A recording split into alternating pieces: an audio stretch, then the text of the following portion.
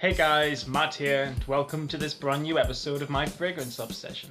In this episode, we are going to be talking about a very old fragrance, discontinued scent that came out in the mid-1970s, 1975 to be precise, and this is a fragrance called Realm Cologne by Germaine Montiel.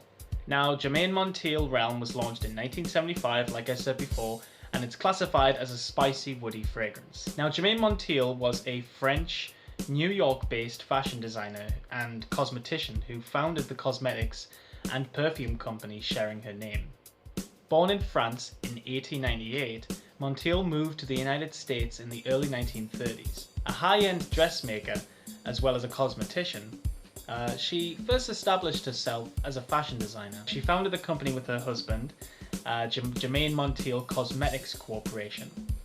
And as a sideline to her fashion house, she really wanted to make skin lotions and fragrances as well as her fashion on the side, because she knew that doing that would really push her company in a different direction. And it definitely did, that's for sure. Her first perfume was Laughter, which was then renamed Regalade. And this fragrance came out in 1941 during the Second World War. The increasing success of this sideline led to Montiel abandoning fashion design in the late 1940s to focus on perfume and cosmetics. Yeah. The company was acquired by Revlon, who at the time in the 1980s were one of the biggest fragrance houses in the world. Of course, if you count Guerlain and Christian Dior and Chanel and all those houses, Revlon were pretty successful. So they helped out with the company and pushed a lot of their fragrances. Trust me guys, it's not easy reading all this stuff off a screen. So yes, that is a little bit of a background story of Germaine Montiel, who she was, and the company that she started up with her husband. Now here's the notes list for this fragrance, Realm Cologne by Germaine Montiel. In the top we get lemon, vetiver, and ambergris. So we're getting this sort of natural smelling citrus with a kind of smokiness coming from that ambergris note.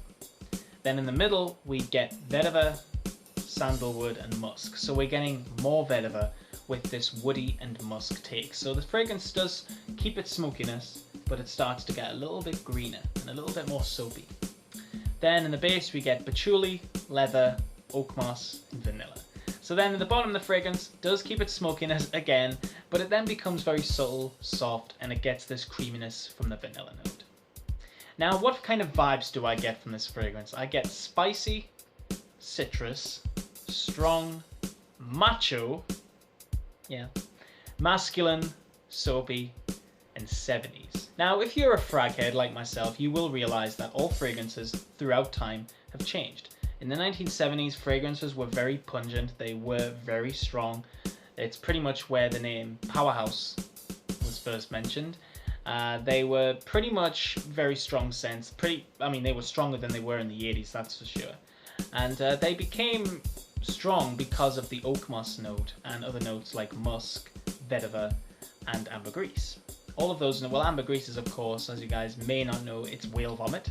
It's a very famous and old ingredient in perfumery.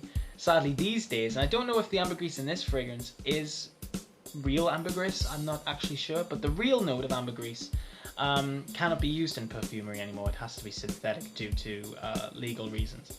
But yes, it's very interesting. So let's get on to it. Now I picked up this fragrance. This is a 15ml bottle that I picked up in an antique mall. I only paid like $5 for this, but I've looked online and this fragrance actually does go for pretty expensive, so I think it's a really good find for me.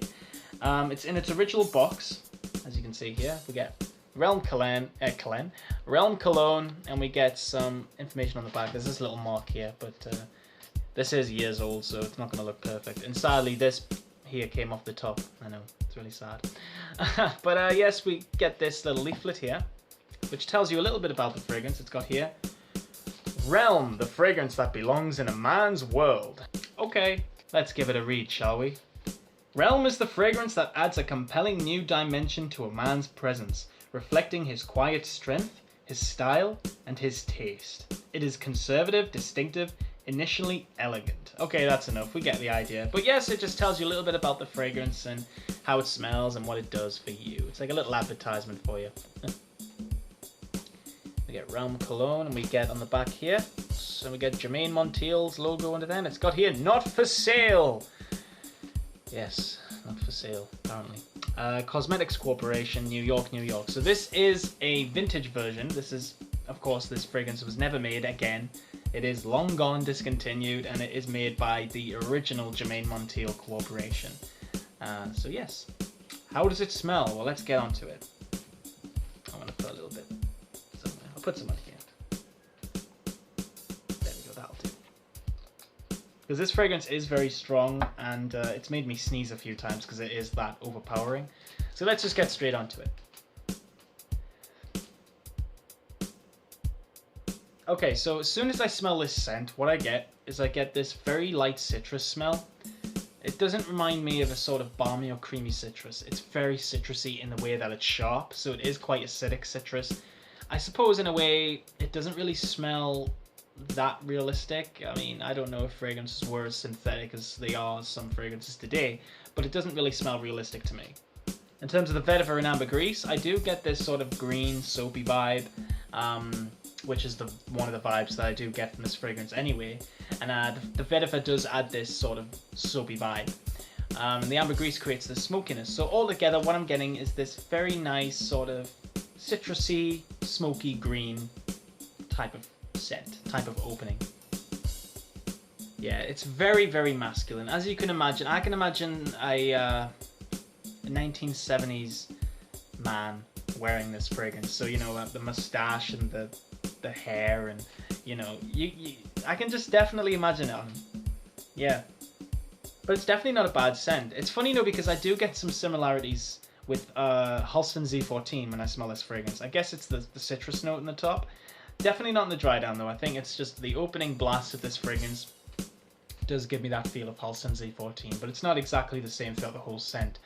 And with the middle notes, I mean, we're getting vetiver twice in this fragrance, so I guess the vetiver is one of the most dominant notes, and maybe for it to be mentioned twice, I don't necessarily think it's too strong on the vetiver. But already, I mean, I'm just getting this sort of leathery smokiness to it, and definitely not modern though. That's for sure. It's definitely not an up-to-date scent whatsoever. This is 70s all over, like. But I'll tell you something, right? This fragrance actually does smell very, very good. It's not necessarily something I would probably wear. I mean, I would wear it maybe once. If I'm just sitting around the house enjoying fragrances, and if I want to enjoy this scent for myself, I would. I would put this in the same category as Azaro Pour Homme. It's got that sort of strong macho vibe, and I guess it shares the ambergris note with Azaro Pour Homme, because that also has it as well. So I guess in a way I can see why I would have said that. But it's just a great scent. It's very masculine. It's definitely not something that I would recommend a lot of guys my age checking out. If you're like me and you're into your old scents, this is something you might want to check out. To me, this is a powerhouse fragrance dream, if you like.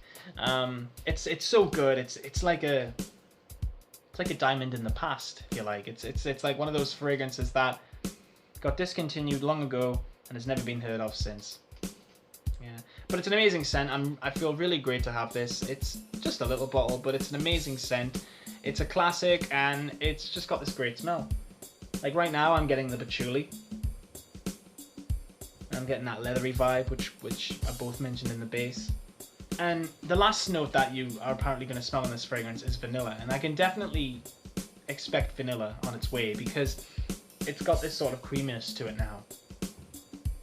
Definitely got this creaminess to it. But yeah, great fragrance. I think if you like Halston Z14, you might want to give this a try. I mean, it's not exactly the same as Z14. I would probably say that it's the closest resemblance. It's like a mixture between Halston Z14 and Azaro Pour Homme.